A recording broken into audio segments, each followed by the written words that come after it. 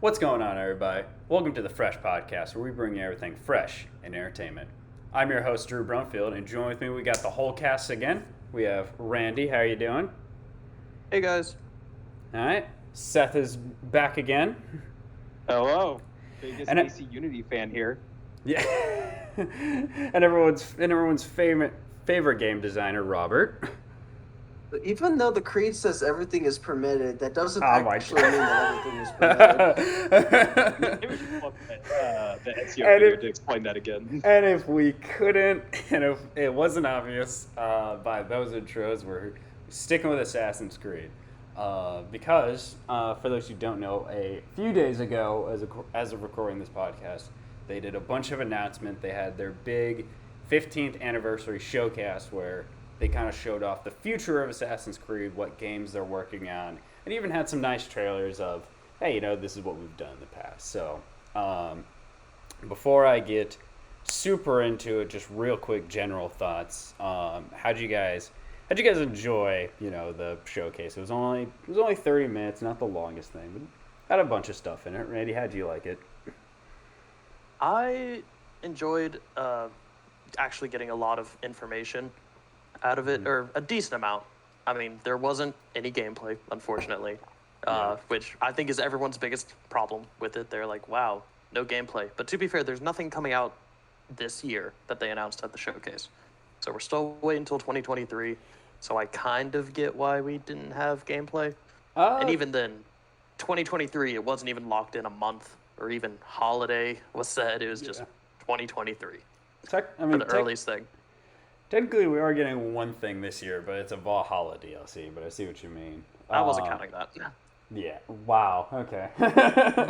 Screw. I guess everyone's screw Valhalla. But yeah, you kind of stole my later question, but I'll start with Seth. Seth, how did you feel about the showcase? I mean, I thought it was fine. It's like, just about as good as any other types of these video game showcases. It's kind of cool to see what, I guess, a sort of pseudo roadmap of like where Assassin's Creed is going from here on out. Even though we only got really one exact date, it could have been better. But you know what? I feel like what was announced is fine. It's interesting enough. Yeah. And Robert, you just completely hated it. Is that right? I didn't completely hate it. I'm just kind of skeptical because they showed us a lot, but also nothing at the same time. Yeah. I mean, that's what you get. Fancy marketing. That's what you get when everything's permitted. Honestly, yeah. But none of these dates are solid, and everything is marketing. yes. Man, it just feels like And E3 gameplay is a myth. Well, we didn't. I would have been more positive if they had like legit gameplay of anything, but granted, they kind of. The way I interpret this is that they just wanted to show people that, hey, we are doing new things in Assassin's Creed. Well, because you got to think that like before this, they hadn't announced anything. Like, we knew nothing of the future of Assassin's Creed for a very long time. Like, because Valhalla came out and they just kept adding content and content and content to Valhalla, which we'll get to, and they're even still not done yet. But other than that, we just had no idea what they were going to do. I think there were rumors about a game set in Persia, which is what Mirage is. But just like, there were a bunch of people were speculating, like, are they finally going to go to Japan? Are they going to do a remake? Are they going to do this? So it is nice that there is a bit of a roadmap now. So at least like now we can look ahead and speculate. And it at least reminds people that, like, hey, Assassin's Creed is still a thing. We're not dead. We're still alive. We're kicking. We're not like Mega Man. We're not dead and buried and worthless. Mega Man. R.I.P. Mega Man. So yeah, but again, that's kind of the big elephant in the room, which Randy stated first was it was all just cinematic trailers and everything just, and even in terms of that, a lot of them, a couple short cinematic trailers. Mirage was majority of the actual showcase, and we got a lot of that. Learned about the voice actors, learned about the kind of the story of it, and then everything else was just kind of Everything else really, other than Valhalla, was code names still. So we don't even have official names for, except Infinity, I guess technically, but that's a whole different scenario that we'll get into later. So I do want to start with, again, unfortunately, Valhalla, yeah, its big announcement is that it's wrapping up. But let's honestly not start with that. Let's start with Mirage. That is kind of the big point of this showcase. This is going to be their next big game. It is with Bassam. I'm saying that name right? Bassam? I think Correct, Basim. Bassam. It's Bassam. Okay, thank you. I'm the fool. Okay, cool. I'm in the majority of this, but it's gonna show him. He was a character in Valhalla, but from what they're saying, it's gonna be more traditional type game, where it's harking back to the games of the Ezio collection and AC3 and 4 and Syndicate, where it is very single player and not as much an RPG. Seth, how do you feel? How do you feel about that? Yeah, what are your thoughts on Mirage? I think what you meant, like, it's an RPG, is like getting back to like kind of the roots of Assassin's Creed, which was open world stealth parkour focused gameplay. Because exactly. Admittedly, like the games have like kind of like gotten away from that. It's been more RPG focused with like things like loot and gear and numbers and stats and all that fun stuff. I mean, like, another one of those things. It is a cool cinematic trailer. I did like it. And it does feel like that this is harkening back to like certain things about like even the original AC with like the setting. It's in Baghdad. I believe it may even, so far they've only mentioned just the city of Baghdad, so it's kind of cool that they're making an AC game now just focused in one city again. Maybe allowing it to be fleshed out more. I think the last time that they did was actually Revelations. Actually, whoa, no. Syndicate. I forgot about Unity and Syndicate. Yeah. I And gotta say, compared to the last 3 games they released, where like the maps are giant, like especially with Odyssey and Valhalla, like that.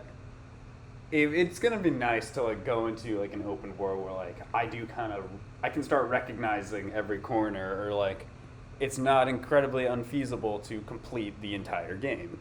Versus, well, I mean, I think problems with like, as much as I like the more RPG focused Assassin's Creeds, I have enjoyed those. One of the problems is the cities. As a result, because of the maps are so big, the cities aren't as fleshed out.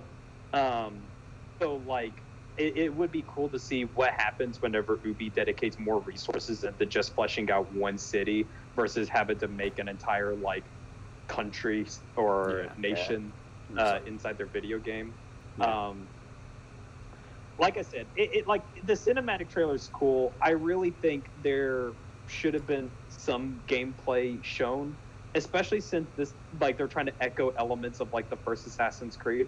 It would have been cool if they would have like done like sort of callback to like when the first Assassin's Creed was revealed. I believe at some point at E3 they did like a 7-minute gameplay demo showing off one of the assassination missions that showed off like the combat, the parkour, and all that stuff. It would have been like a neat callback.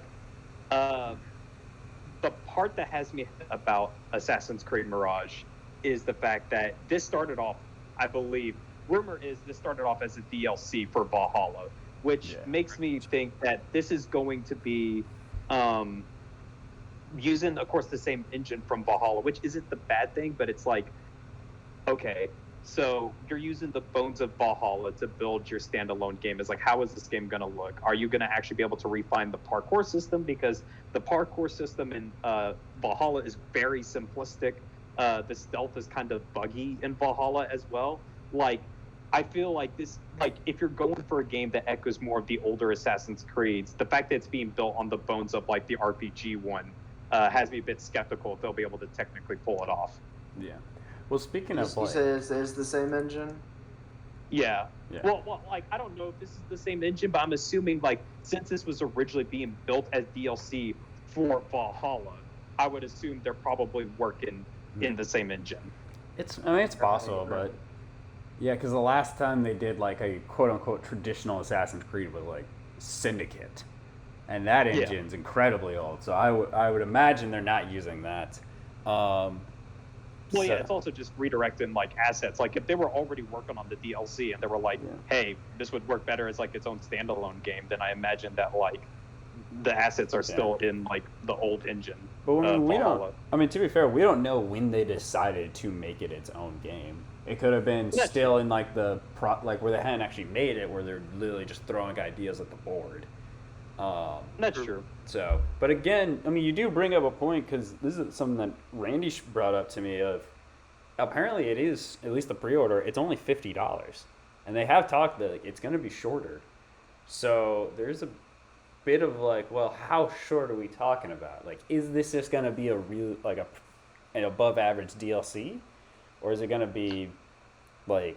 I feel think like I remember a article from GameSpot. I'm trying to find the link to it on Reddit where someone summarized it and then included a link to the article itself. And I believe it was an interview with the creative director, and they said it's supposed to be like map size-wise around the size of like Paris, maybe a little smaller, and lengthwise kind of like a Rogue or Revelations, so a smaller game. Because that's how I interpret it. Small. Yeah, small. I'm about to say Quotation small. Comparatively, everything's retrospective, but Well, like, Everything dwarfs in compared to, like- comparison to Valhalla and Yeah. Odyssey. Valhalla Yeah, is. like with like Valhalla and Odyssey, like they're like somewhere around like roughly like anywhere between 40 to 80 hour like RPGs. So like even if this game was just like 30 or 20 hours, that's still technically like that's technically smaller. That's still Yeah. a sizable game though. So, but that's kind of what I interpreted as like when I saw it, I was like, okay, it's probably the equivalent of like how Rogue is to like AC4 technically. Well, or it's weird. Rogue's a weird thing. Anyway, but like that's kind of like the lengthwise I'm predicting for it to be. But I do want to, Seth, you did bring up the setting, and I wanted to ask Randy. I know I'll get to you. I keep asking Randy, I know, but because I know you have a bunch of information of the setting of Baghdad. How do you think that's a good setting for an AC game, Randy? Or I mean, let's go look at the original Assassin's Creed. It took Yeah. place in the Middle East. Obviously, that's very general. And this takes place, I forget how many years before. But it's still 20 it's years before before the 20 event. years, 20 years before Well, Valhalla. in relation to AC1. Because I it takes feel place like- before then, because they're still called the Hidden Ones, but it's in Yeah. that tipping point where I believe, are about to reform to being assassins instead of Hidden Ones. Yeah. Well, I feel this like is, in one of the shots, in the trailer, they were like kind of showing something that looked like the Assassin's HQ in Masaif. It is not Masyaf. That is, Masyaf. God, what is the location? But it's not Masyaf. It's currently being built. It starts with an A. I remember reading an article about it, but I didn't put it in my notes. I was trying to find it while we were going. But if I find it, I'll tell you. Okay, I just apologize for being misinformed because I didn't really play Valhalla. you're fine. You're fine. Valhalla is quite a beast. I will say this much about like Bad Dad, just like throw it in. Yeah. I mostly know this is because I read this at, when I was younger with the Magic Tree House. But like during this time, before like essentially like the Crusades and stuff like that, Baghdad actually was like a center of like science and technology in like Baghdad, House of Wisdom. yeah, During the Islamic Golden Yeah. Age. yeah. He So, found like, it. So like this is a time of like, you know, when Baghdad is I think close to its peak. Yeah. So like it will be like a very interesting city to explore, especially during this time period that a lot of people probably don't really know about. So I'm excited to then Yeah. just get like educated about that. It's just that like once upon a time like Baghdad was basically like I don't know what it was, but they basically had their equivalent of like the Alexandria Great Library. yeah. Yeah, pretty Um, much. So it's it'll be cool. Yeah, that's what I was getting at. Baghdad seems like a really cool place, and again, a time in history where I don't know a lot about because I just never learned about it, and that's kind of what I really like about Assassin's Creed is it's cool when I go to a setting I know a little bit more. Like I like Valhalla because I know a lot about like Norse mythology because I'm a nerd. but I also really like learning more about it. Even though it is pseudo history, there's still a lot of really memorable locations and people that were real people. So I think like Baghdad is a really smart and really good setting for an Assassin's Creed game. Um, and so I'm really proud of that. Robert, I haven't asked you anything. I guess just generally, what are your thoughts about, Mirage and the little we have seen of kind of the story and, have we only learned about two characters in that game, right? Just It was because the it's main guy, and then there's like another like assassin that he's like training yeah, his under, I mentor. believe. Yeah, his mentor with a very No. expensive. It's something with the H, isn't it? No, it's Russian. It's Russian. Yeah. Is it She's Russian? a roughly 50-year-old Persian Oh. woman voiced by, do I want to butcher her name, or does someone know how to actually pronounce it correctly? No, I know she's incredibly talented. She has one of the most recognizable voices, She but won like an Emmy. She won 2 according Emmys. to the trailer. Yes, she won 2 Emmys. I don't remember her name. I know I'm her. looking at her name, but I I'm gonna know butcher her name, but I'm with Randy too. I'm like, how do I pronounce that? Only. So I've butchered 2 names so far, so Well, yeah, but and those 2 names have I'll been feel fictional bad. characters. And my bad. I thought we were talking about the 2 assassins in Valhalla, not in the Mirage trailer. That's my bad. No, you're Yeah. good. Yeah. Because Hytham was the one studying under Basim in Valhalla, Yeah. right? Yeah, because in Valhalla we meet Basim as the mentor teaching a new guy. Now we have him as goes from street rat into an actual Master assassin. assistant. Yeah, master. Yeah. So Also, I do want to throw this out here, and I'm sorry, this is going to sound like typical, like, Disney whitewashing Middle Eastern culture type stuff, but I will say the trailer reminded me a lot of the beginning of Aladdin, actually. oh Mike, yes, no, I'm glad you brought this up because the whole like street rat thing, and I think I even made this joke to Randy. Is like, is that the only story that we know how to tell in like during this time period? Because that's the only thing that I feel like we see out of this. So Listen, I'm not racist. Disney is for telling that story, all right? I just feel like I was like, okay, it doesn't. The little that we have seen of the story, and again, everything's speculation. I was like, this seems very like I feel like I've seen this story multiple times, and probably multiple times even in this Assassin's Creed world, of peasant person gets his life turned around. Now he's master assassin. So To be fair, that's the best time to. That's honest. I mean, if you think about with assassins, those are the best kind of people to recruit. Oh, People yeah. that people don't really know about, and Yeah. they really have nothing to lose. And like, to be fair, I actually, this is just speaking to point of ignorance on my part. I really don't know much about the original story that Aladdin is based on. So so once again, I thought it was like it's like, oh cool, it's Aladdin. It's just, yeah. yeah, but I guess to go back to kind of some of my thoughts of the trailer, Mhm. I think the setting is going to be really interesting. I'm honestly kind of excited to see like what kind of like parkour and stuff you could do there, yeah, because I'm imagining just being like a city back in the time. There's like a lot of like weird routes like in like Assassin's Creed 1 that you can kind of take, just with parkour that's not as stiff as 1. I think I'm hoping the combat's also kind of like the older games like AC1 and 2. Probably AC2 a little more refined though. Not like as broken as the counter kills of like Brotherhood and onward. But it kind of just depends on how much they want to kind of take from the RPG games. yeah. Because I just don't really want to see like skill trees and stuff with it, because I feel like it's kind of arbitrary in a way. I feel like if he's like in training, there's like some more natural ways through the story that he can get like stronger, like say Ezio through 2, Yeah.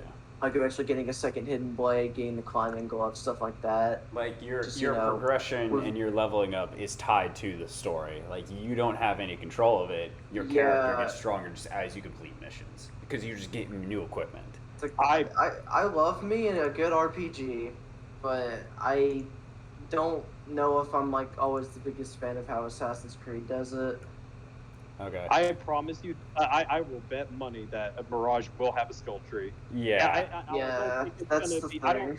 But like, here's the thing: I don't think it's going to be like as big as Valhalla, and I don't think the skill tree is going to be. I imagine it's going to be more ability based rather than like a bunch of passives. Because whenever you talk about like skill trees, your problem is like you got a bunch of boring passives that you get in between actual new abilities. Yeah. That's kind of like the problem with like a skill tree.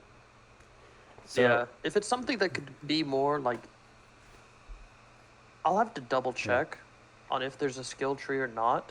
There definitely is progression in the way, from what I was looking at, in that Game Informer article, So is that there is progression, kind of what you're saying, in the way of, like through the story, you kind of have 3 phases of kind of like street rat kid, assassin being trained to then master assassin. Yeah, like have something to the story instead of just of the RPG elements. I think it'll be kind of refreshing because that's pretty much Ubisoft's done since Origin. so Which, not to say that it's necessarily bad in like Origin, because I thought it worked pretty well there. But Unity I actually- kind of want to see somewhat of a return to form. More like, than- don't just copy the old games, because that would also get kind of stale. more than likely, it's probably gonna look a lot like what Syndicate looked like, because that was the last. Syndicate and Unity. Yeah, Yeah. Syndicate and Unity.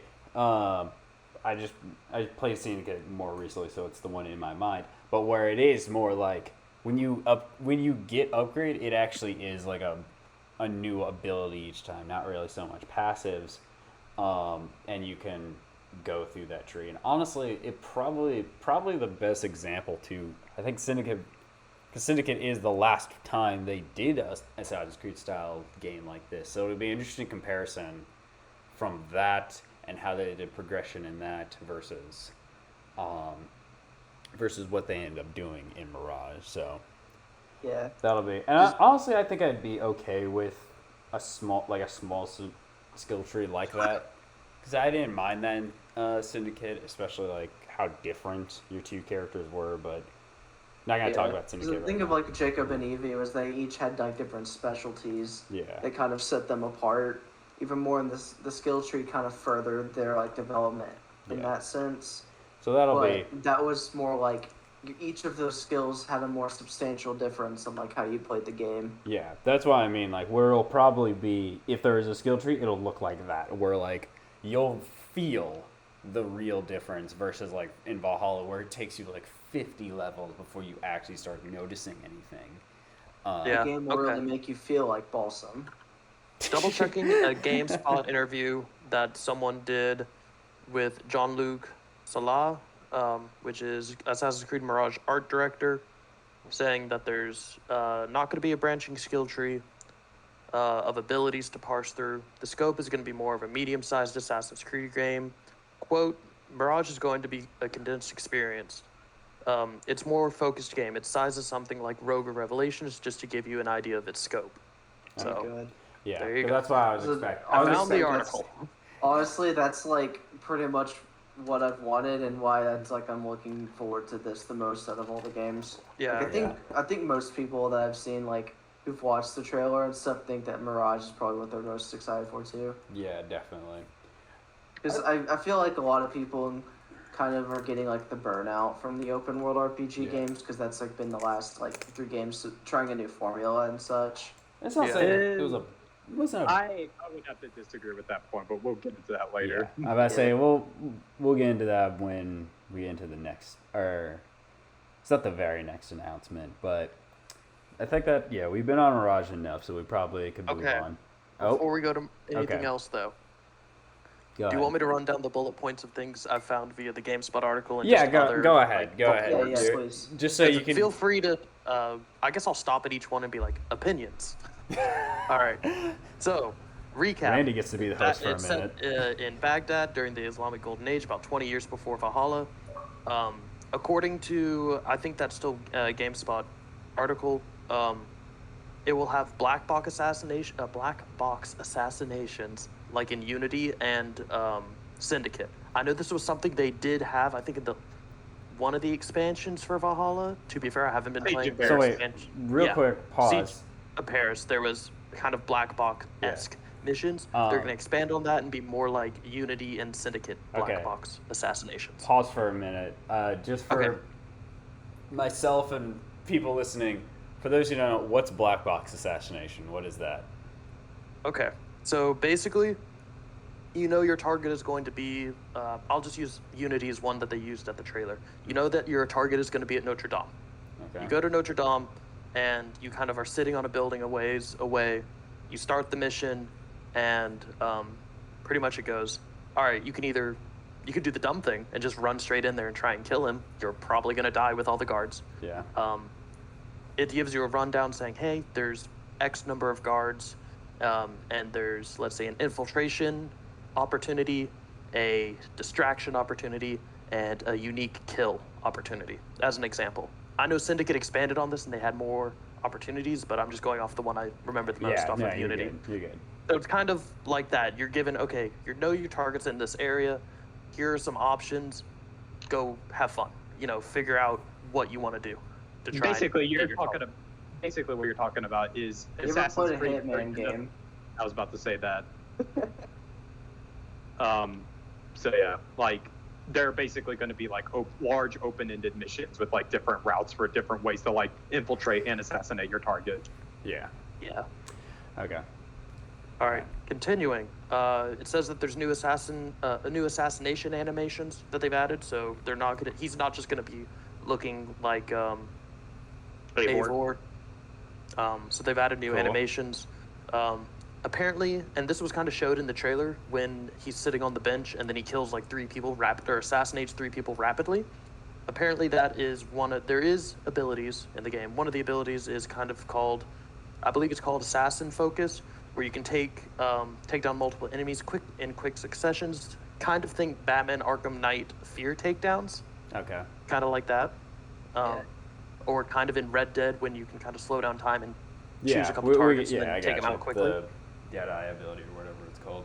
Yeah, Deadeye. That's what it is. Yeah. So that could be cool as long as they don't have it be a crazy number of people. If they limit it to maybe like 3, that could maybe. It's probably like what 5. it is. You'll start with like 1 and you have to like upgrade, or as you progress, that ability will get better if it's not going to be a tree. But anyway, yeah. So you have an eagle again. His name is Inkadu. I probably pronounced that right. I like Inkadu. I don't know why I really like that name. Inkadu. It's gonna work kind of like it did in Origins, back to where you can mark enemies before you go into like a base or something like that. But to kind of balance that out, there's gonna be special like archery men who will shoot at your bird, so you can do like kind of 1 or 2 things. Not You can kind Inkadu. of run in, try and get. Yeah, you can try and run in and take down these people, and then use the bird. Or I actually really like this idea a lot because it kind of gives you like a risk factor to using the bird. Yeah, because if it goes down, then it's down on like a cooldown or whatever. I don't know how long it is. Because that was the issue with Senu and Origins. Senu was really good in Origins. The bird's not as good in the others, and I don't remember what they even named him in the other 2 because Senu's the best. What? Icarus for Odyssey and. I don't remember Valhalla's. I don't remember Valhalla's, I only remember Odysseys and Origins. But come on, all right, real quick, a bird podcast for like 2 minutes. Senu's the best one. Agreed? I like Icarus. It's the only one I know. All right. I actually like Icarus better, just because, not because of ability thing, just because I like the name Icarus better because it's That's fair. a reference. I like Senu better because I feel like he kind of had a little character in the thing, and I like how Bayek I feel like took care of Senu better than you do with Icarus. Anyway, yeah, that's All right. that's cool. Yeah. Also, the blow dart's coming back, apparently. Okay. So, like in Black Flag, where you have I don't know if it's gonna have sleep darts and berserk darts. I freaking exactly love the same. I'd imagine so. I love berserk darts in 4, so I hope those are back. Yeah, They are very good. that's all the knowledge and stuff that I kind of picked up on Mirage from All right. kind of digging my nose into it. Say the bird's name one more I time like again. some of that stuff that they are trying. What's the bird? In the trailer, they did show they did show Bassam using some sort of trip mine while he was Yeah. Oh running yeah, too. a trip mine. Like some sort of Yeah. like some sort of gas trip mine. I don't know if that's just for the cinematic or if that's actually going to be in the game, but hey, that sounds interesting. I also like no, how the that should smoke be in the is. game. I think I remember someone said, "Oh, we're gonna have trip mines for the first time," and I'm just like, I'm replaying Assassin's Creed Revelations, and I'm like, no, they already existed. Yeah, they're bombs. there. I also Yeah. like how the I smoke think isn't just that would kind gray. of need to like. I like how it's colored. Hopefully they'll do more with like if they're improving the parkour system like they say they are in Mirage. I hope that they also give reasons to use it, like maybe better pursuers Yeah. or something like that. Yeah, I think someone said that it's better, but I Yeah. mean, One of my it one might of, have just like- been marketing. It's Yeah. better, I swear. One of my hopes for Mirage is that he's not as because in a lot of like the later ones, they're very ability and because they're different like types, like their abilities, like you're doing something fancy. But I kind of hope with this one, and it sounds like this is the direction they're going. It's going to be more like you have to use gadgets and you'll have to resource manage a little bit versus just like you have a meter and you're gonna have to kill more enemies to get more meter. I feel like resource management is better for like a stealth type system. So I'm hoping for trip mines and rope darts. And I'm glad that blowgun's back. Yeah. And say the bird's name one more time. Inkadu. Inkadu. I love that. I like Inkadu. I hope you can do some bird combat with Inkadu. If you can do what you do with Senu I and think like you send can. them at I'm people. pretty sure you can with every single bird at this point, right? I know you could with Senu. I'm pretty sure, You might have been able to do something with. and I'm pretty sure you could with Icarus as well. Yeah. I want some more. I want to like dogfight other birds with Inkadu. All right, that's Alright. enough. That's enough about Inkadu. I'm sorry. I just make him really a like that Pokemon name. battle. Yeah, I want a Pokemon battle with my bird. Okay, but I think that's a lot of stuff about Mirage. I think that's very much the big one, the one everyone's excited for. But eventually we do have to move on, and so the next kind of thing is probably the thing, arguably, I don't know, maybe not everyone's least excited for, but it's the one where it's kind of just like the whatever announcement is that Valhalla's getting one more chapter, one more DLC, literally called. They're finally saying it's the last chapter, so you can officially be like, all right, we're done. This is it. We're at the end. We're not just going to keep piling DLC onto DLC and make the game forever. So, and it seems like this one is supposed to be more a just hard story one where it's like, we're not, and well, there might be added new game modes because they always do, but its main focus is to actually Okay, I wrap think up I can Eivor's I thing. can dig into this one because I actually know some stuff about this. But Okay, if this go is ahead. really dependent, how I know Robert hasn't even really touched Valhalla. Drew and Randy, have you guys beaten Valhalla yet? No, but honestly, the game has been. I don't actually save if you're gonna spoil it. Do you want to save that for when we actually talk about the game in full versus spoiling it here? I think it's best to talk about it here, and it's not like a major spoiler, but it's like a little like kind of mystery just- left at like I guess yeah. Go at ahead. the end of like. Go ahead. So 'Cause, I mean, that basically, game's been out for in- like in- almost 3 years. Yeah. So this is like a pretty minor spoiler, but in the modern day section, when Oh, you're I playing don't as care. Layla, yeah, in the modern day section where you're playing as Layla, you find Eivor's body in America, or Vinland, as it's called. Yeah. So it's just how'd that happen? Okay. So basically, I think this How's is that going to be gonna about it's going to probably be about like how Eivor leaves England and probably goes to Vinland and eventually dies there. Yeah. So Okay. I think well, that's fine. what this DLC is going to be about. You said the modern day stuff, and I was like, I don't care. Immediately, I was like, I don't care. I couldn't even tell you what the plot. Like, I know the plot's the world ending. I couldn't tell you what the main character. Again, I couldn't tell you what the main we didn't character's talk- name is in the modern stuff. Something we didn't talk about, and I think it just points to how pointless the friggin' modern day stuff is. I don't care how much people say they love Desmond. Who says they love Desmond? We completely skipped over in Revelations the Desmond sequences where it's first person and then there's puzzle blocks and crap. Yeah. But we didn't talk about that at all in the Revelations review, which is funny to me. 'Cause Yeah. that part did blow. Yeah, it did. Yeah. I do wonder, are they gonna put a modern day story in Mirage, or will this be the first one where, well, was there a modern day element in Rogue? Yes. Yes. Okay. You're still playing as the dude. Or Okay, girl. it's We don't still the know same. who they Okay, but are. it's still Assassin. From Like, it's still Black. 4 where you're making a video game. Okay. I wonder if Mirage will have that. If it will I think have a rumor modern. is no, but I don't know. There will be some sort of modern day element. I'm sure. Like I'm sure there'll be like an end cinematic for a modern day sequence, but I think you're not going to get like pulled out of the Animus a bunch, Probably. or even at all. Maybe I don't know. That'd be interesting. I mean, I think it'd be okay if, like, for the first time, they just don't have any modern day. But again, that's it's kind of like one of those weird situations where it's like, would Assassin's Creed be better without like the modern day stuff? And like at this point, it's so part of like the series like identity that it'd be almost weird to have an Assassin's Creed without some sort of modern day reference in it. yeah, I could see it. Yeah, I guess that's fair. Okay. Well, is there anything else that you wanted to talk about with the last chapter?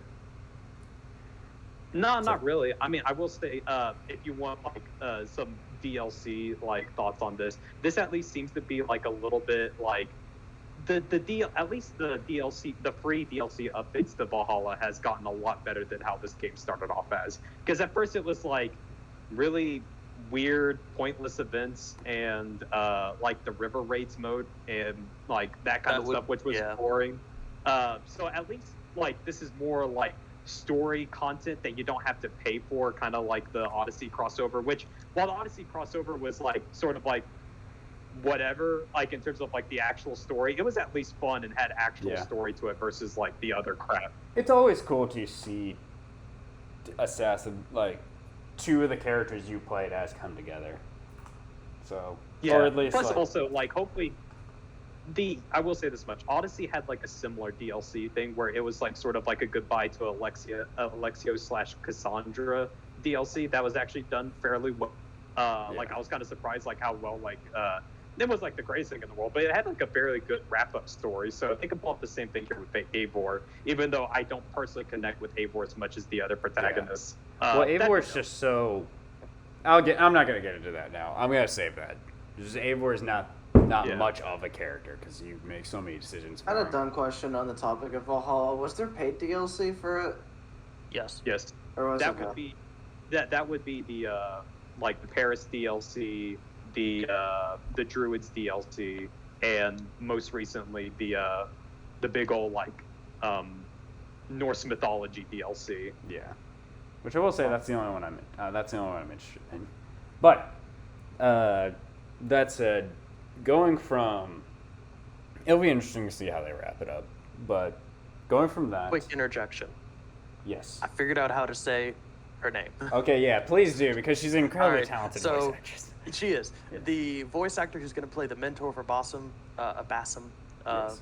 Roshan, her name is like back up. You can do it. Shaver Ashlu. Okay. There we go. Yeah, we were not gonna, Oh because boy, I read I'm that. sorry if I butchered your name. You're very talented. Yes. Also, if you're also, Now we can continue. I would be amazed if she ever watches this podcast. But yeah, I read that name. Not and a I was- chance. I read that name and I was like, how in Lord's name? But I mean, it's cool that they're getting a Persian actress to play her. Anyway, so the next kind of announcement, this was something that I was like, it was really like I was really hyped for it, and then you learn more about it, and then it kind of dropped. And that's Assassin's Creed. It doesn't have a real name yet. It's just codenamed Jade, which is, it's set in China, and it is the first ever completely created character. Which I remember when I was watching this trailer, and I was like, okay, it's China. I'm pretty sure they've actually done China before. It's just a different time in China. Mm-hmm. Yep. Chronicles. Yeah, Chronicles. Yeah, I was gonna ask you guys about that, but I remember when it clicked through and it showed the main character. I was like, that's a very white person to be during ancient China, and then it's like created character. I'm like, okay, that's why he's default guy. No joke. I looked at it because I didn't really watch like the stream. I just watched like the trailers for it, and I saw the thumbnail. I was like, why are they bringing Arno back? He does look like Arno. He really does look like Arno. So for that one, that's the one where you can like customize your assassin, I Yes, believe. but Yeah, the big someone made him thing, really not look a- a lot like Arno. yeah, well, not only can you customize him, it's a mobile game, which It's an open world It's- mobile game, apparently. Yeah. And they're gonna try and bring that to mobile. My can I go off? go off, because I know you Sure. want to. Yeah, I can hear it. You want to go. All right. Yeah. All right. So I remember this came on screen, and they're like, developed purely for mobile. Roll the trailer, and I was like, okay, we're set in China. I'm pissed, mainly because We've I done want it my before. girl Xiao Yun to have her own AAA game. God damn it! For those who don't So know, Xiao Yun, there is Xiao a Yun game was called. the as main character in Assassin's Creed Chronicles China in this weird 2.5D game, Yeah. and like it was bundled with a bunch of Chronicles was the first one to come out, but they bundled it with a bunch of different with two other ones. So it is Assassin's Creed Chronicles China, Yeah. Chronicles India, and Chronicles Russia. Mm-hmm. I only finished China and I didn't finish the other ones, even though I own them. Yeah. We meet Xiao Yun at the end at the end of Ezio's life in the short like little movie called Assassin's Creed Embers, Yeah. and it made me like her character, and I was like, oh, this would be really cool, especially if they go to China. They've established this character, we can play as her. Yeah. And then I was like, okay, Assassin's Creed Chronicles, I'll play the China one because I like Yeah. Xiao Yun. Yeah. And then they announce another China game, and it's on mobile, and you're still not Xiao Yun. I remember Yeah. watching this. At least, and- hey, you can make your character look like I'm about to say Xiaoyun. you could make Xiaoyun if you want. That's not the same though. Like you No. can't have the same story as her though. You're right. Yeah. It isn't. I was And this- watching this and I really was thinking like, oh, they're gonna make her game, but in China. Oh, okay. And it showed the whitest dude I've ever seen. I'm like, that is not Xiaoyun. That is not who I thought was gonna pair up. But Okay. That's all I had. yeah, no, I got you, Robert. What are your thoughts on a mobile Assassin's Creed game? Yep, that's pretty accurate right there. Yeah.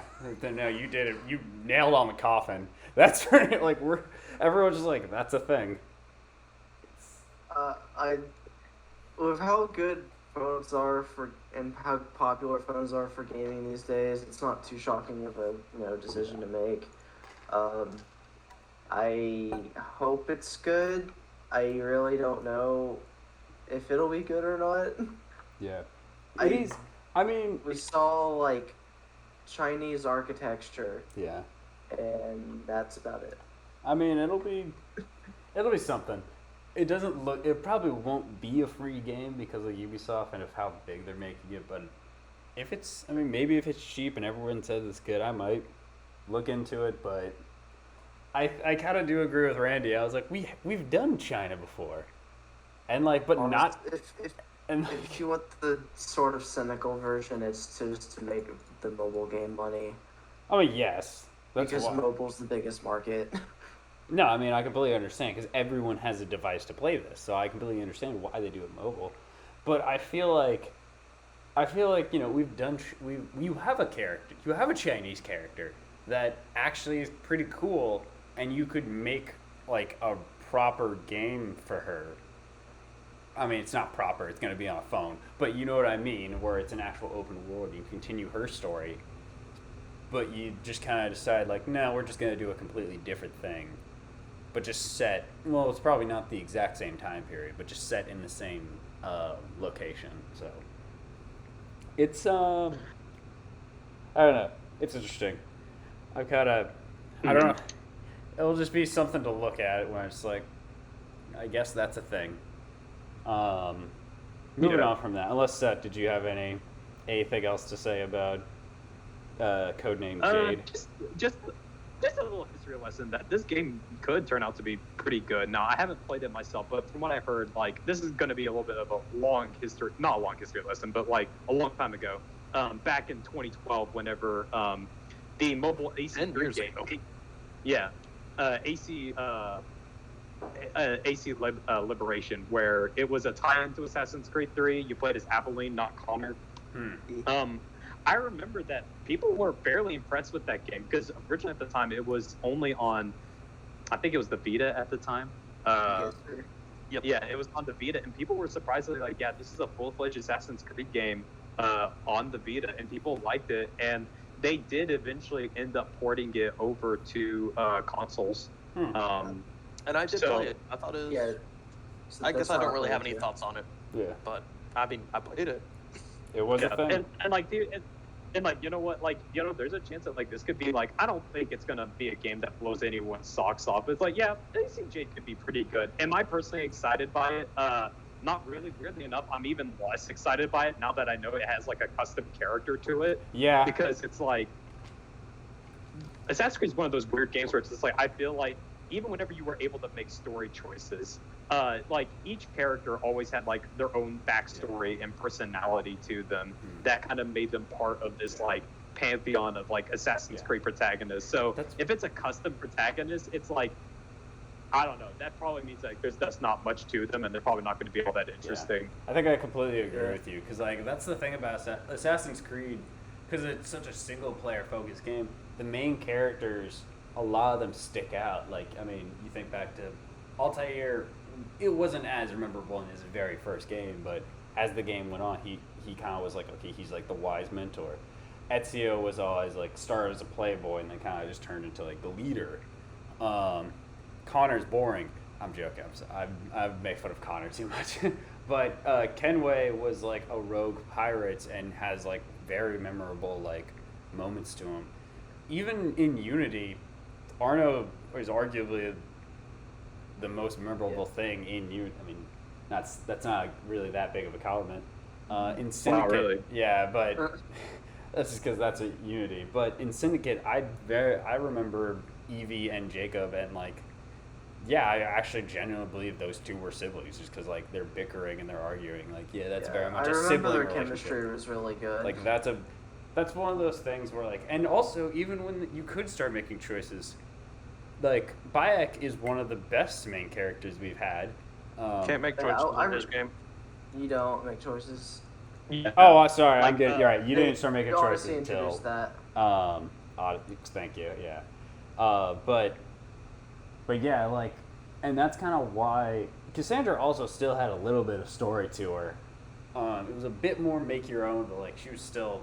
I also say Cassandra because I like her more than Alexios, and kind of why Eivor doesn't stick out because that's one of like the biggest parts of Assassin's Creed is the character you play as. I mean, no shocker there, the main character is important, but they're so different. They're as different and unique as like the time periods that they play in. They really like represent them. So to have a character that's completely created by yourself, it just makes them forgettable. It doesn't feel like Assassin's Creed anymore.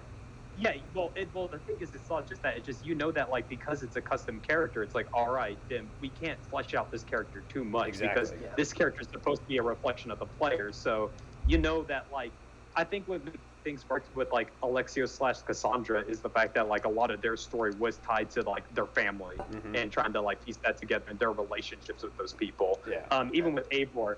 And like, I'm not saying Eivor's like, I don't think Eivor's necessarily a boring protagonist. It's just his thing is like, I'm doing this for the clan. I'm a warrior. Blah blah blah. That's about it. It seems like there's much of like a personal touch to Eivor as there are for the other characters. But even then, I still think there are certain elements to Eivor that makes him stand out versus like a custom character could. Yeah. So Because Eivor still, even though you make a lot of his choices, he still is different. Like, he still does stand out amongst the cast. Whether you like him or not is your own decision, but he still does stand out from the rest of the cast. The created character, if I play this game, I'll make him either look like me or I'll make him look like one of the previous main characters. listen, you know, if they had like the balls to do this, they should just go full Saints Row with Jade and allow you to just make the most grotesque creature that you could in Assassin's Creed. I'd be down for it. I want to see. Then I would play Jade for sure. It's just like, all right, yeah, I want to play Shrek parkouring across China. Fair. You know, that's how you get me in. But that's enough about this mobile game and my little tangent about characters. But the next kind of announcement, and not even an announcement, just kind of a reminder that this is still a thing happening, was the Netflix series. So, not a video game, a live action television series where we know actually nothing about this. All we know is that it started production late 2019 and then more than likely got delayed by COVID and is just still in development process. Which, for those who don't We do know oh, that the showrunner is Jeb Stewart, American screenwriter. He was the showrunner for Vikings Valhalla, which is a Netflix yeah, show that they've done. He's also done I've heard good things about that show. The Fugitive. He's done the original Die Hard, apparently. I'm just Whoa, looking at wait, hold on. The Fugitive, like 1990s with the 1993 with Harrison Ford. Yeah. That movie was actually that bad. That's a really good movie, yeah. So also is Yeah. Die Hard, and apparently people have said really good things about Vikings. So yeah, he's apparently the showrunner on it. Yeah, so I mean that's good. That's pretty much all we know. But yeah, Okay, we that's don't know. okay, We don't because, know like, if this movie is finished. If you don't know anything about like the Fugitive movie, it is about a dude that's just like all like completely on the run. So making like an Assassin's Creed like show about like with a guy who's like, yeah, I've written stuff about people on the run before. That might work. Yeah, but yeah. There you go. I guess like Assassin's Run. the Assassin's Run. I love it. But the only like question I have is like, for you guys, would you want? I guess this is two questions. One, would you want this like a completely new story? And if so, what time period would you want this? Or would you want this to follow a character or story that we already know? Like, do you want this to be Altair or Ezio or Kenway or someone, or do you want it to be a completely new character set in like I can't even think of a time period right now. But What I would personally like is if there's like any assassins that like have like an open-ended part of their story that you can kind of hone in more on. That would kind of work. I'm mostly saying this because they did kind of their own thing with like the movie, and it didn't turn out so well, or really well at all. Yeah. But I also don't really want to see a straight adaptation of a game because usually something kind of gets lost there. And if you want like another adaptation, there's always like the book adaptations of the games. Yeah. Seth, what were you about to say?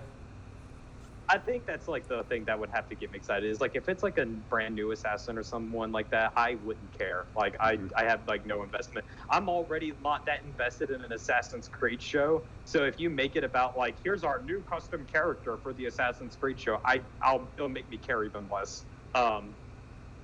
Weirdly enough, like I feel like there are like characters that you can pick from that are like, yeah, you can flesh them out more in like a series, and you could probably do some things like, even revisiting Altair. Like, there's still, even with Revelations and that first game, there's still big gaps of years in his life that you could look into about him and like try to flesh out more of like basically the sort of like grandfather of this series. Yeah. Just remember, there's also the PSP games and the DS game. That is true. There you yeah. go. Hey, maybe they can make something maybe from that. I was say maybe they can make a game about Randy's new favorite character. Is it what do what did you just? What was, Custom Man. no, not custom man. I like The girl Oh, from you mean Chronicles. Shayun, thank you. I was about to call her that'd be cool. Shun, I like Custom That'd be Man cool, better. but but that's that'd be custom cool, man. but I highly doubt that they will. I say highly doubt. I guarantee they will not make a show about Xiao Yun. Oh no, they are. No, it's not. But Weirdly, one character I think I would be totally down for is I actually wouldn't mind like a show kind of going more into like Connor. And like I know I'm like one of the few people who actually like Connor, and I'll get into the reasons why whenever we have our eventual episode about him. Yeah. But like one of the things is like he's one of the few assassins where we don't really know about like his fates after the game. yeah, Yeah, it's very like because say ambiguous. the thing And, is what's like funny is they make like a joke about it in Black Flag too, where it's just like, oh yeah, people would be really mad if they knew the fate behind Connor or something like that in like one of the emails, and it's just like, well, that has me curious now. yeah. So Yeah, no, because for Altair, there's still a little bit of time. Ezio, Probably, maybe, He but like I pretty feel like much we got pretty much Ezio's entire know life. everything about Ezio. We Yeah, I even would saw not that. want them to do a show on Ezio. Yeah, and you can't We had really. we had the Ezio trilogy of games and Embers, and that pretty much chronicles like everything you really Yeah. need. And I plus, just- I don't For think some reason you want to delve into Soul Calibur, but Nah, no one But cares. like also like it like plus I don't think there's any way you can do a Ezio justice in like live action. Correct me if I'm wrong. Roger Clark Smith, right? Voiced Ezio. Roger- Yes, Smith, he's yes. always voiced Yeah, him. correct. He's always Yeah. been the voice, even in Embers. Yeah, he was. Yeah, and it's like He that is voice is Ezio. so iconic with that character now that just like you can't do Unless that. you do- like there's a I'm about to say, unless you have him play the character, which I don't think you're gonna do. No. unless it's animated. Yeah, Yeah. yeah. So that's Yeah. not happening. And A I could character see that I Connor. think- I mean, obviously, Yeah. I think I would want Kenway because he's my favorite. But honestly, I could see Connor. Like, I don't like him that much, but I'm always willing to like, hey, maybe this will show me like a side of him I do, and maybe the end of his journey will make me appreciate the character. So, but again, if they're Like, gonna, Connor without like the vengeance hard on. Yeah. Like like after he gets all of that, like what's left with him. So Yeah. it's like I think there's interesting ground you can cover with but it. honestly, they're more than likely with this show. And the last thing I'll say about it is probably it's only going to be a completely new character or Altair. There is no, like, they probably won't do a middle character. If they're gonna do a show, and they're gonna choose the grandfather. They're gonna choose who started it all. I hope they. I'd be okay with that. Yeah. And, like as long as it's not like a new character, because I highly doubt whatever character they come up with will want to compel me to Yeah. watch this show. No, probably not. who's the Yeah. character they made for the movie? I don't. Oh, I don't remember know. his But name. they, Michael Exactly. Fassbender. yeah, Michael not Fassbender. No. What I mean, I don't know if you guys know about this, but they actually like went into a vat and like created a being called Michael Fassbender and just filmed them, and that was Assassin's Creed. Yeah, it was the crazy. movie. Yeah, it was weird. no, the name of the fucking dude, Yeah, in, like the That's assassin his dude, character. not Fassbender, Aguilar. Aguilar. Yeah. Aguilar. Exactly. See, the fact Aguilar. we couldn't remember his Yeah. name. I was saying we could have just. Well, I mean, Randy. Randy do it, but I didn't know it. I looked it up. okay, fair. But also, like, Google knew. another. Google knew. I'm about to say another issue with that is like I would want it to if you're not gonna do Altair, don't put it in that setting again. Like, make it something. History is a very long period of time. It's literally everything that we've done so far. So you have other time periods that you can put an assassin in. You could put a character in. So I don't know if I want to see that time period again, but honestly, that's probably what they're gonna do. So, but that's enough about a show we know literally nothing about, other than that it's happening. I'm skeptical, but Yeah. eh. So the Is it weird that I'm more skeptical of it because it's Netflix and not because it's like Assassin's Creed and Ubisoft? No, you're valid. no, I mean I'd rather see. You're valid. Honestly, I'm okay with Netflix. I think Assassin's. If you're gonna do it live action, which you shouldn't Well, do it live action. Yeah, they did a great job with Netflix that shows live-action are hit or show. miss. Yeah, but like if you're gonna And do even it, if they're a hit, there's always some bullshit to it, like Cuphead. anyway, if you're gonna do it, do Assassin's Creed as a show. Don't do it as a 2-hour movie because the games are so long and expansive. Spread it out. Like, take your time with it if you're gonna do it like a show. Please don't just straight adapt a game. Yeah, probably not. But okay. But enough about that show. The next kind of, and this is probably arguably the next biggest announcement that they did, at least in my opinion. And I'm almost more excited for this game than I am Mirage, because this has been something I've kind of been asking for a very long time. Everyone's been asking. Everyone has been asking for it. They even joke about in this announcement that like this is what everyone wants, since like the first one is an Assassin's Creed game set in feudal Japan. The low-hanging fruit, we reached it. Nah. But I mean, It's cool that they're going to finally do it. yeah, and it is. They've talked. It's going to be more an RPG focus, so it will be kind of closer to Valhalla and Origins, and Odyssey, which I'm okay with. I think that's fine for like this time period, and for like their next new one. because I kind of like that idea of maybe we go back and forth of like try to appease both crowds of let's have our traditional type games every once in a while, but then also do these bigger ones so that both fan bases are happy with it. And I mean, yeah, there's not much else to say because that's all it is. It's just it's happening. That They just said it's happening. It's Feudal happening. Japan. You're gonna play as a ninja, live out your shinobi fantasy, But I mean, and yeah, I mean, it's what we've all asked for, and I'm amazed that it has taken them this long. I mean, I'm kind of thankful because, like, okay, now it's years later when they've gotten some things under their belt. They know what works and what doesn't work. So I have high hopes for this. My prediction is that it's going to be called Red. What did I say? I think what did I call it? I think it was like Red Dawn or something like that. Like the actual. You're probably thinking Red Sun. I wasn't Red even in Sun. that conversation. I had a bit of Yes, that. yeah, it was Red Sun is what I think I'm predicting the name's going to be. But Yeah. You know, It's us, our on Metal Japanese Gear. people, we love our Rising Sun shit. exactly, yeah, you got it. Well, so I am allowed to make these jokes because I am Japanese. So yeah, okay. Well, so what are your because you're able to make the jokes about it. What are your thoughts about it? cool. I think we need more games Great. in this setting. Yeah. Because Ghost of Tsushima kind of proved like, yeah, this formula definitely would work in this setting for sure. If you needed any more proof, Ghost of Tsushima was really good. Trek to Yomi wasn't that good. But, yeah, and Trek to Yomi was kind of garbo, but hey, at Yeah. least there's another game set in that period. It tried. Yeah. It didn't do I'm well, but it sorry. tried. The art in that game. At least the art was good in that game. Yeah. I'm interested in it. I mean, it's another one of those things. Was like it's just an announcement, and like that's what I was gonna get with all these announcements. Is even with Mirage, like we know it's 2023, but we don't know when in 2023, which means this game is probably at the closest, probably 2024. Yeah, I was gonna say 2025. But And yeah, I that's think what- 2025 more than likely. Yeah, I think 2025 is more likely because, like, I just said 2024 because, like, that might be the closest because I don't think they would release it the same year as Mirage, and even I think Oh, it's definitely not. Is. And like, I mean, I'm just glad to hear it's like, well, great, at least they're finally working on that. Maybe they'll get here in time before it goes to Tsushima too. But Yeah. I think, but I'm excited for it too, and I also like the fact that, weirdly enough, I do like the fact that they said Assassin's Creed Red is going to be like an RPG, just because depending on how well Mirage is. Let me rewind this back.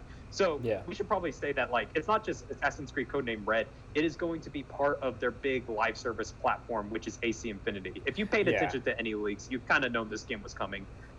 We don't know the exact details behind it, but essentially it seems like this is going to be the future like platform that like most Assassin's Creed games are going to be supported on going after this initial release, whenever that is.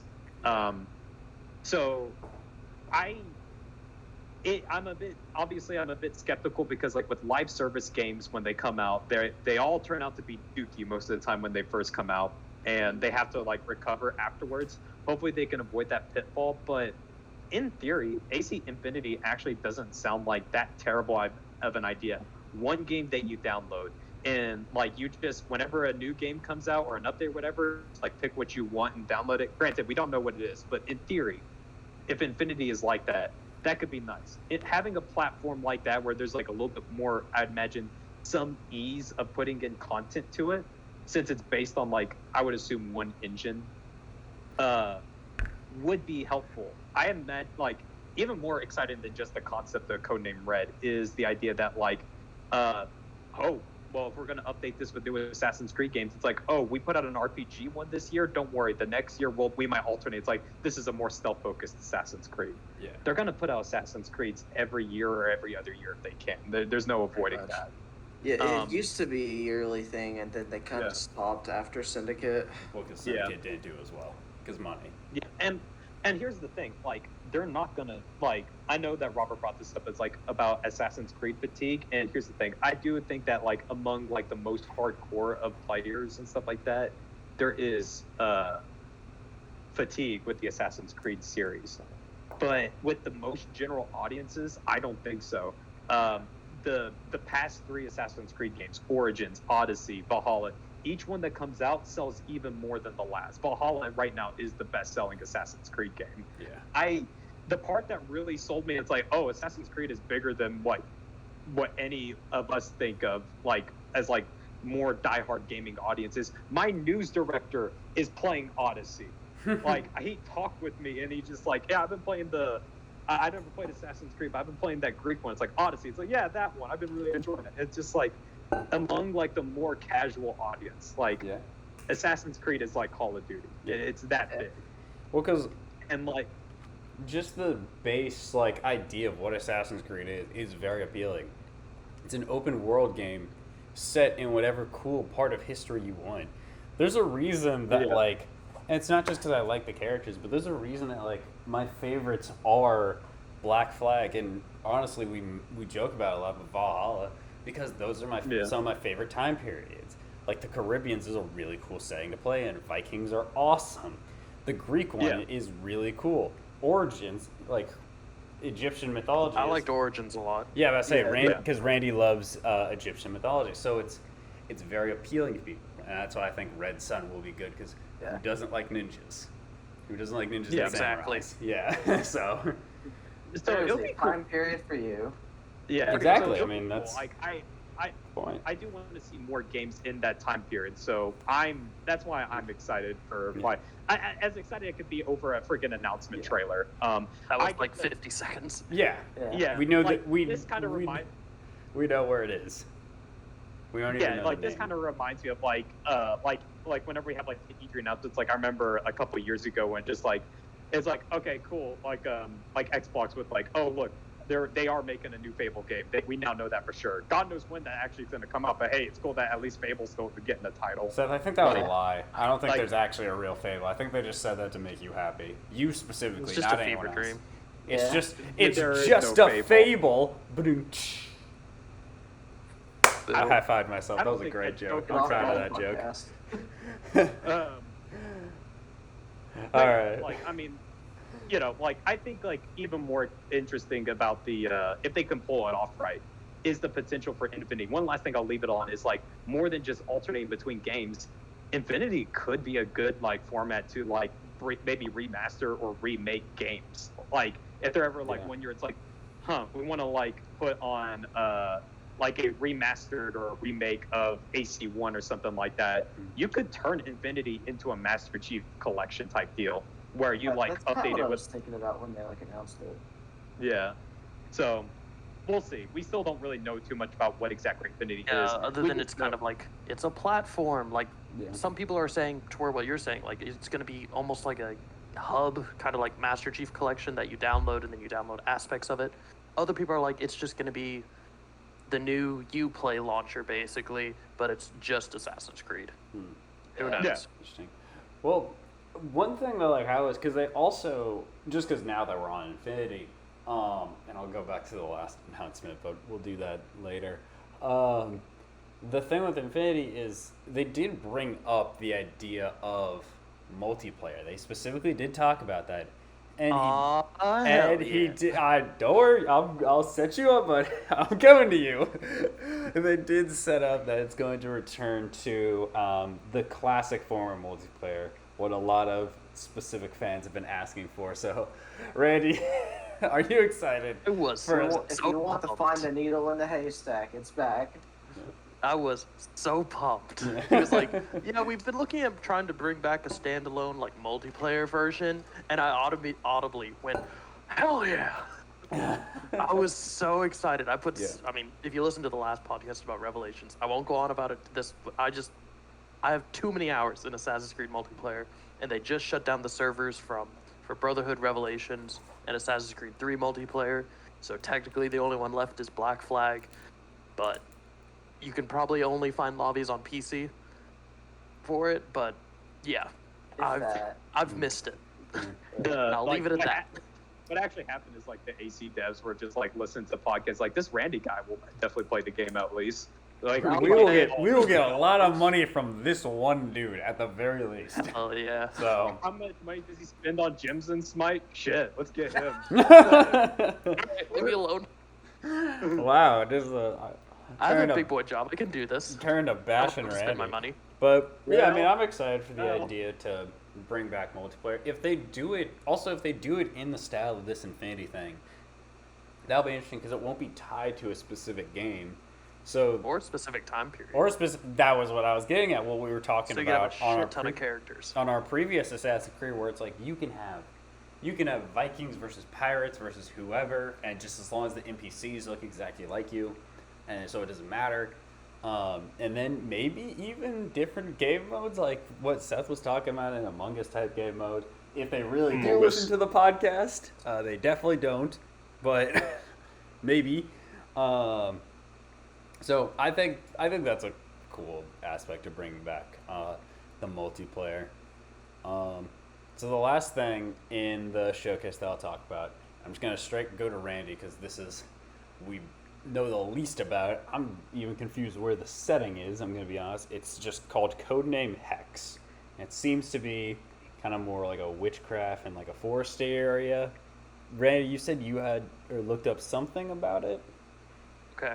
So, codename Hexy, or Hexe, or whatever, anyway. Yeah. So just when I saw it, I initially was like, okay, codename Hexe, probably witchcraft-esque, because the trailer pretty much shows you're in a dark forest. There's some, like, feathers or just debris, I couldn't tell Yeah. exactly what it was, falling down. And then we see pretty much like a witch charm. Almost like a as it Dreamcatcher rotates. version of like the logo. Yeah, it's like a witch hex thing or like logo. Anyway, as it rotates, it shows, oh, it's the Assassin's Creed logo. And then if you look at the kind of splash for it, you see kind of a circle with these writings on it and a pentagram. So, did some digging. Yeah. I won't take credit for breaking this or anything, because I definitely didn't. No, But folks at home, someone Randy said, definitely did it himself. yeah, I totally did. I broke Yeah. the code.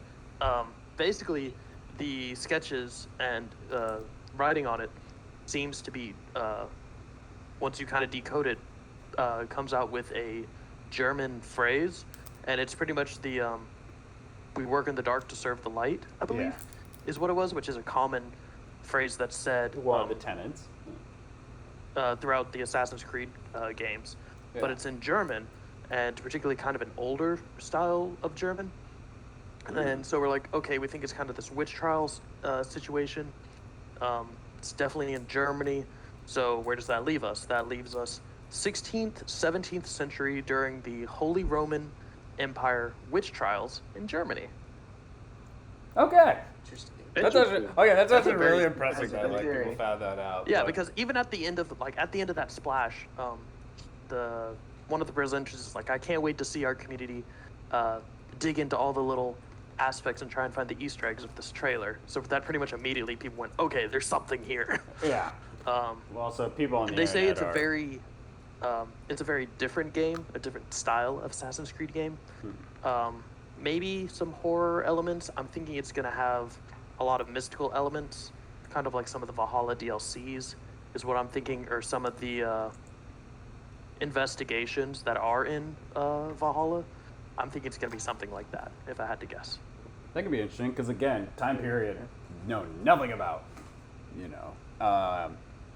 But I think that's cool. I like the art style. Again, don't know very much about, so won't get into it too much because it's very much. This one will probably be even after Codename Red. So Yeah, it is. this one, Lord knows. 2026. Yeah, pretty much. Like, Lord knows whenever this thing will be actually real. So, but we have actually covered everything that was announced in this. And while we did say, nothing gameplay, which always does suck, because I've always had the impression, like, if you don't have gameplay to show, then don't show it yet. Like, don't build up anticipation.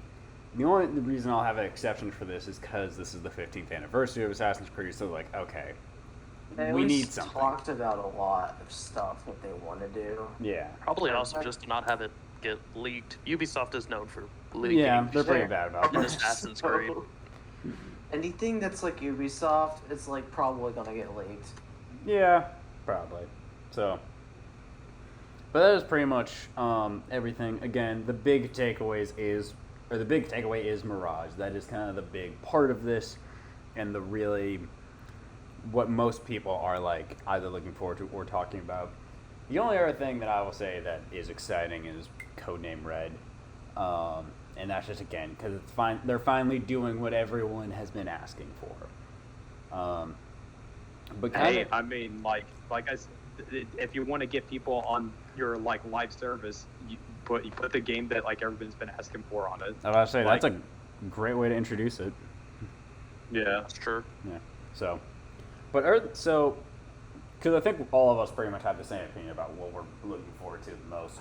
So I'll pretty much ask a different question to kind of finish it out. Is there anything you guys wish they either like announced or wish they were working on, or what would you want for it to be the future? And obviously gameplay, yes, but what would you want for the future Assassin's Creed art? Maybe a different time period, maybe remake something old, or maybe do something different. I have one. Yeah, I I'll was gonna start. Go say ahead. It has to be a remake.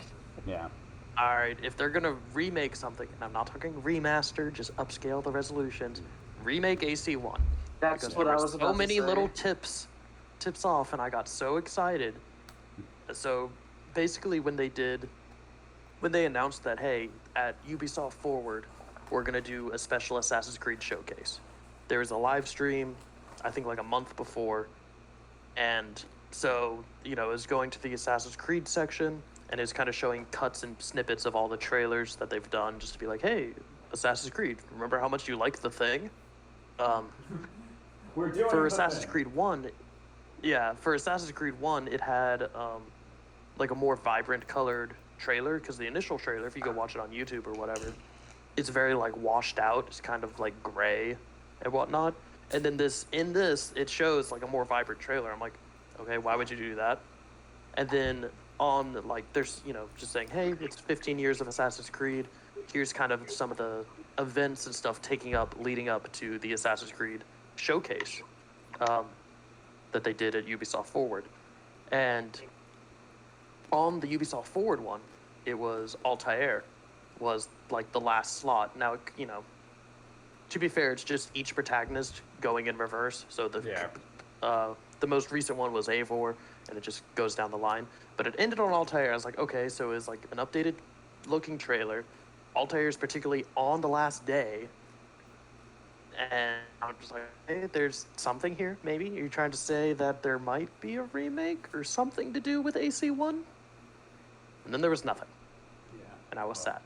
Well, Yeah. Robert, why do you want a remake for AC? I know the answer to this, but just so you're able to say it, why do you want a remake for AC1? Doesn't feel too good to play. All right, pretty basic, but yeah, AC1. It started off series, and obviously with it being the first, it's the most unrefined. It's rough to go back to. I know Randy's been going through it. I But just finished it yeah, like it's not, 2 days ago. Oh, It's actually not a long game, is it? Nah, It's not that long, no. but yeah, But it was just the right amount. it very much is. Obviously, it's the one that needs it the most. It needs to, and I think honestly, now that you have kind of because in future media they did expand more on Eivor's character. Altair's character. I'm sorry, I'm still on Valhalla. I think now that would be a good time. That is definitely the one you need to bring back and implement some of those ideas. Change up Altair a little bit. Not to like make. I don't say like don't make him a completely different person, but make him a little bit stand out more than just I'm the first guy. Make him be a little different. Don't just have him be a piece of cardboard like Desmond is. Yeah, I still Maybe, don't like, like Desmond. In some way to make it more of a believable jump between the Altair we see in that game versus the Altair in like Revelations. Exactly. Yeah. I can see that. Maybe make it so he doesn't break every tenant in literally the span of like half an hour. Yeah. That's how No, they he have breaks to every introduce tenant at the first mission. Yeah. Well, no, that's yeah, what I that's mean. to Well, like introduce in the player game. what the tenants are. Well, yeah, everything is permitted, so I guess even breaking the tenants is permitted. Well, he breaks all the tenants, so they establish the importance of the tenants for Well, the yes, I story. understand that, but it's just like looking back onto it. It makes him look like literally the worst assassin in all history. It was very clunky writing there for sure. Yeah. It wasn't the best, but yeah, that's pretty much what everyone. Other than, I mean, the things they have already announced. That's what people, I think, probably most. I will say that much. I'm not actually pining for like if since we're talking about like I guess dream projects of Assassin's Creed, right, or whatever. Yeah. Like dream announcements. Yeah. I would probably say I'm not gonna say like I have like there's like hundreds of different kinds of propositions of like I want this setting like a World War II or World War One like AC or like or whatever, like everyone's gonna have those. For me, I would like to see a remake not of AC1 but of Unity, honestly, just to rehaul those systems. Like Software I really of it feel, would be nice, just if they polished up some of the software errors. and Because I just like replayed it on PC, and like the frame rate's smooth, but there's definitely still some clunk and error and even pop in. And I'm on a modern PC, like it's got a 3070 in it, so it's doing pretty good.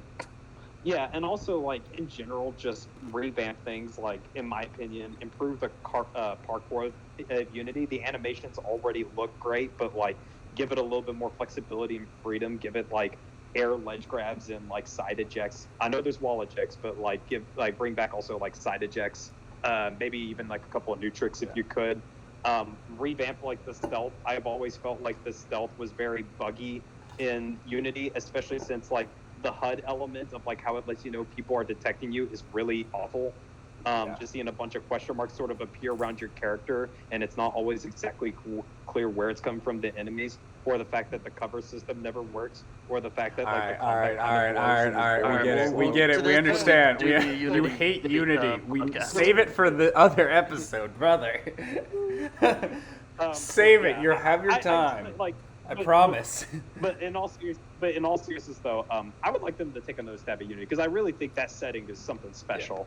I think and I see the potential in Unity even now, and it is like, but it's still disappointing that it falls short on like a lot of different like places when it really should have knocked out of the park easily. I was gonna say, So I agree with you like completely and I will get into it when we actually because we will talk about Unity eventually.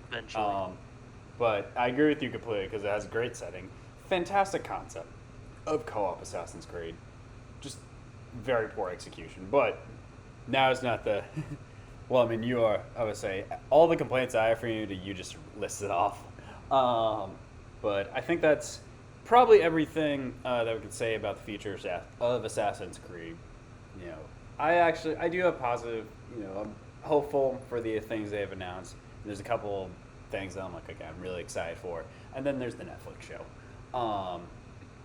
But that is everything for now. And now it is time for everyone's segment that Randy forgets about. I had to wrap up the thing. Oh, what's up, bro? I'm sorry. They covered all their bases in this presentation. It's like if you wanted an old school Assassin's Creed game, they got you. If you want another RPG game, they got you. If you want more Valhalla, they got you. If you don't have a console, they got you. You got a phone, right? Yeah. And then if you don't like video games, they got you. Yeah, we got a TV show. Fair enough. They did get literally every. You don't like Assassin's. Every demographic. Yeah. You got a phone, we got you. Yeah, they do have everything. The only thing they didn't seem to announce was like a new friggin' book series that no one's gonna read. Sorry for all people who actually read those. Fair enough. Comics. Yeah. I'm sure they're probably good. But enough about stuff we haven't read. Let's move to stuff that we have been enjoying or disliking with our fresh picks of the week. That was a fantastic segue. I'm proud of myself. This is a segment where we talk about our either fresh or raw pick of whatever entertainment we've been listening to, watching, or playing recently. Seth, I know you got more than one, so let's start with you. All right, I got about 3. I got 2 quick ones and 1 medium-sized one. So, the 2 are kind of related in terms of like themes.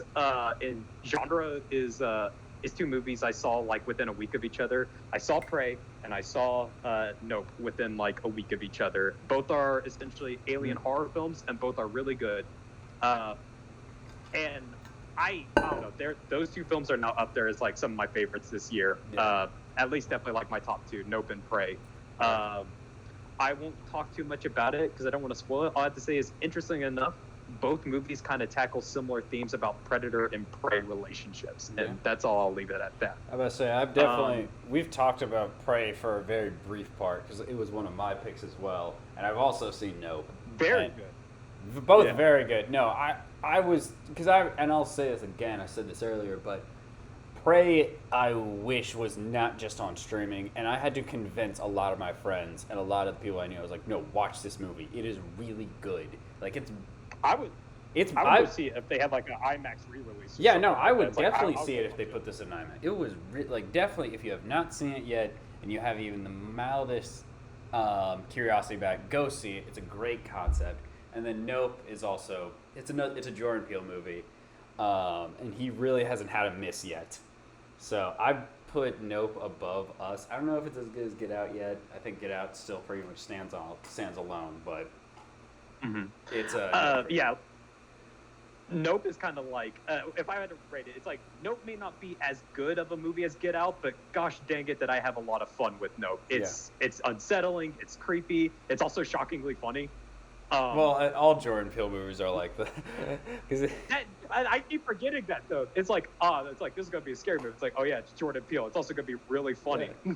No, I say all of his movies have a similar tone, and he does a great job with it. Yeah, so go watch Nope, go watch Prey. Especially Prey's really easy. Like you don't even need like the big account. You'll have ads, yes, but you can just watch on Hulu. Yeah. Like I only had like two. I had one ad at the beginning and then one ad in the middle when I was watching Prey, and that was it. It was very bearable. Yeah, so just go watch it. Yeah. It's really good. Then my other fresh pick is a game that's actually leaving Game Pass this Wednesday. And I think it's more because I decided to play it because I heard a couple of podcasts I listened to talk about it, and it was like one of their favorite games of last year. It's like, I'll give it a shot. It is called The Artful Escape. The best way I can describe this game is it is a coming-of-age space opera. Interesting. Yeah, it's pretty short. It's only about 4 hours long. It's really simple gameplay-wise, but because really you're just like walking from side to side and pressing a button to just shred on your guitar. But it's really, really good. Without spoiling too much, it has like really great visuals, pretty dang good music. And I think the thing that gets me is it is a game that is very much a homage and love letter to glam rock and psychedelic rock, like David Bowie and Hendrix. A kind of era of music that, to be honest, I'm not really a big fan of, but the game made me enjoy it anyways. So if the game got me to like it, then I'm sure it'll get people who are actually fans of the genre to enjoy it as well. So I got a quick question for you. What about the achievement list? How's the achievement list? Oh, it's really easy. It's very easy, like 100%. And even if there are missable ones, but honestly, there's a chapter select that's very forgiving. So like anything you miss, you can easily go back and get it.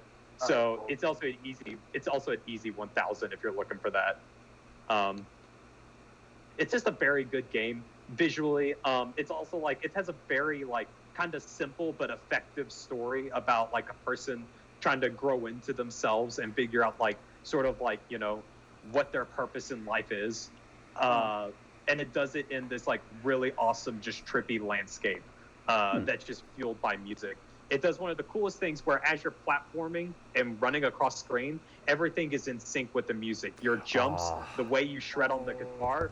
So like everything is like popping with it. You sold me on that really quick. I'm gonna go download this game. I'm about to say the second you said where like your movement is in sync with the music, I was like, you sold me on it. Because the only other game that I have found that does that really effectively is, and I don't even like this.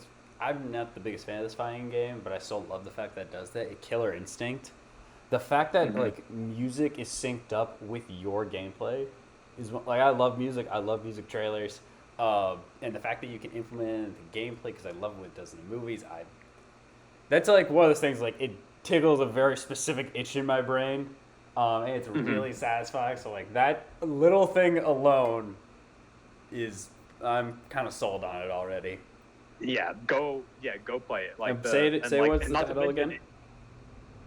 It is The Artful Escape. It is on Game Pass for a couple more days before it leaves. So By the time and the podcast is up, it's probably gone. Yeah, because this podcast will be up by Possibly. Tuesday. Most people will have already lost it. So that's unfortunate, but we'll play. Then buy it and support the devs. Yeah, support the devs. Support your indies. Okay. Well, with that out of the way, Randy, what do you have for us this week? All right.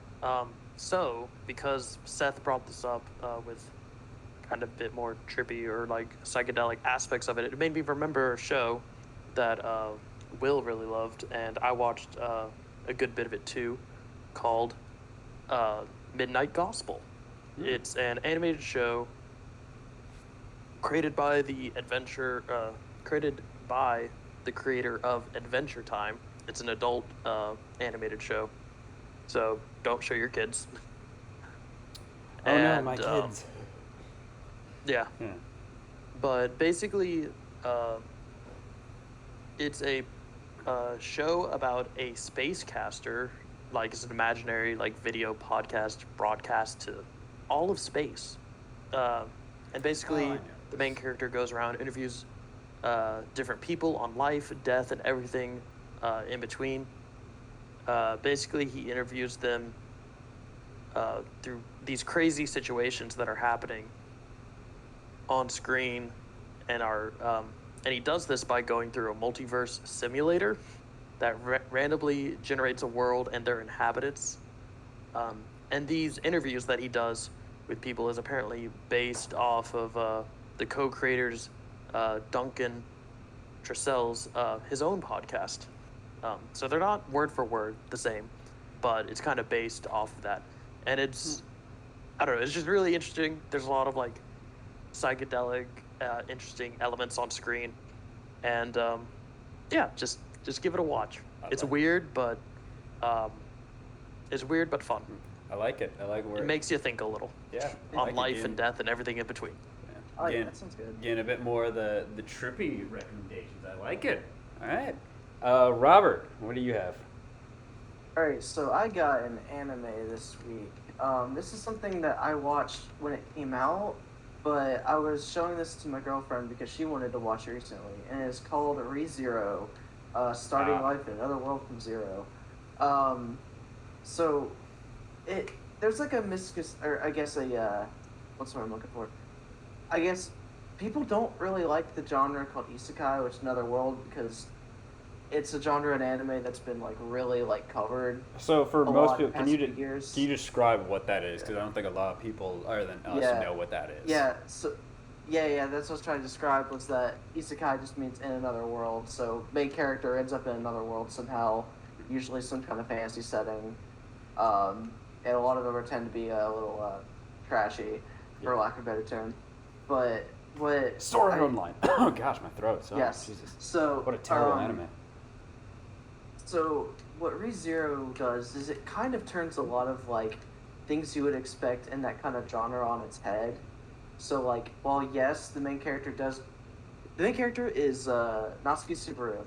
He pretty much ends up in a fantasy world that he thinks he's like a big video game character, only for him to quickly learn that he is still a normal guy in this fantasy world. And he has a little gimmick to him, which is every time he dies, he goes back to this checkpoint, which is randomly set, depending on the arc. But he basically uses the information he gets in like each like life per se to what was my train of thought here? To basically prevent like him dying or other people from dying. Yeah. To help him progress further. Yeah. Yeah. So he starts off very unlikable, so it can be kind of hard to watch at the start. But something that this show really does well is its characters. Like every character, that even like the side ones, have like depth to them. So like even some like minor character, like say like an apple vendor, might have like a lot of like stuff going on with him, or at least something going on with him.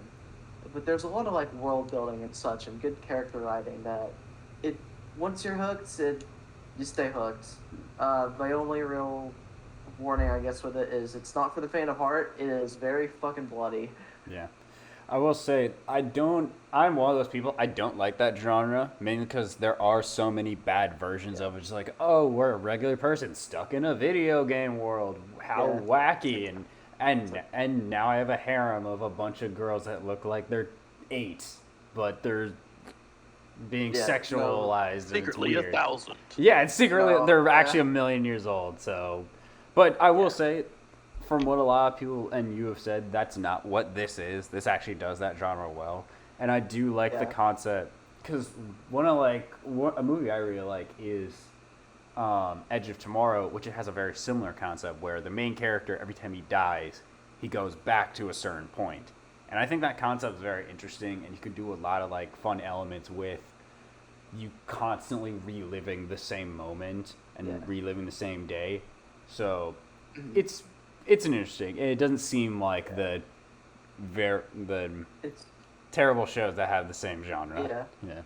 Because it's got some I guess trashy elements to it. The main character is definitely hard to watch at points, but character development is a thing. It is very fucking real. Yeah. And it makes you like really interested just to see like where these characters go in the story and such. All right.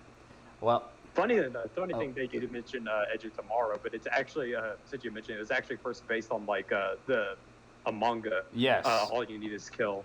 Yeah. That's where actually it comes from. That's where that like concept goes. Which, by the way, that manga has so little to do with the actual live action movie. Like they might as well, other than just the fact that the character dies again. Loosely adapted. When they say loosely adapted, like they really do mean loosely adapted. I think the only thing that really stayed over was the fact that like the character dies and there's also like some sort of relationship between like the two soldiers or whatever. Yeah. So it's very, very loosely based off.